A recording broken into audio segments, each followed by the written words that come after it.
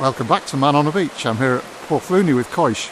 Coysh, what does the beach mean to you? The beach means freedom, it means adventure, excitement, a lot of beauty, a lot of memories.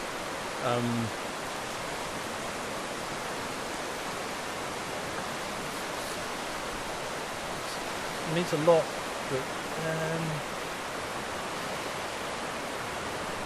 sometimes it's sad, Winter days like this especially this colder, but then you come and you still get in if you want to go surfing, as I do occasionally. Haven't been for a while, still can go fishing. You can use the beach annually, which is great. A lot of people only use it in the summer. I tend to try and get the best of it. It's not just the beach, it's also the sea, which is really the main feature. The beach is just part of the coastline.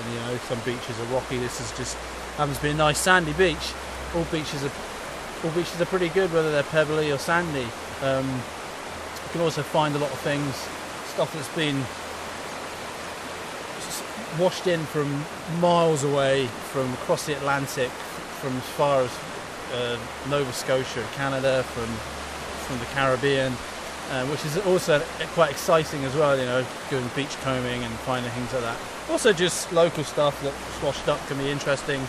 Jellyfish, dead fish, dead bits of this, that, and the other. I found a Portuguese, like a Portuguese man of war type jellyfish the other day in North Devon, in Woolacombe Beach. And Woolacombe Beach is an amazing beach. It's one of my favourites, and I've been to a lot of nice beaches all over the world. I also like to see the bird life as well, and also the mammals, the seals. I also like to go do a bit of sort of foraging for mussels. I've done a bit of crab diving, looking for lobsters, but they're hard to get. Hopefully in the future I'll be able to do a bit of tank diving, and which I have done over in places like Australia, New Zealand, and just getting out on a boat and just really enjoying yourself and just letting yourself go, and you can become a child again when you're on the beach. I think there's a lot of things you can do and get away with, and it's very pleasurable.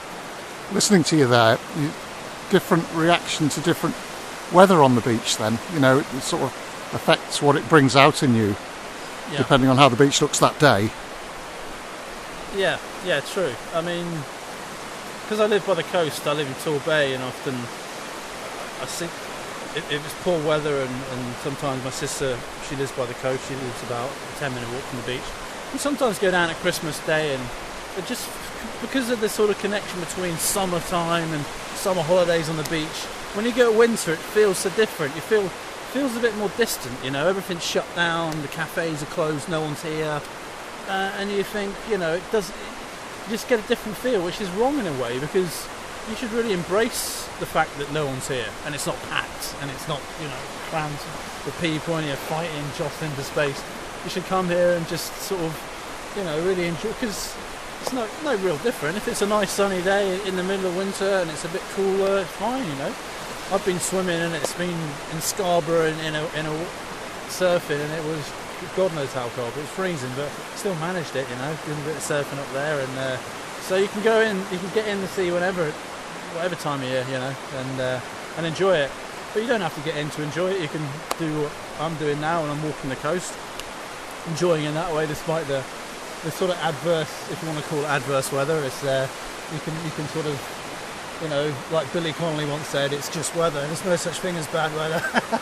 So I'm inclined to agree, really, because you can get yourself a bit depressed if you're continually wanting blue sky and sunny days, and so I'm making the most of it at the moment, and I'm enjoying myself. Nice to meet you. All the best. Thanks very much. Cheers.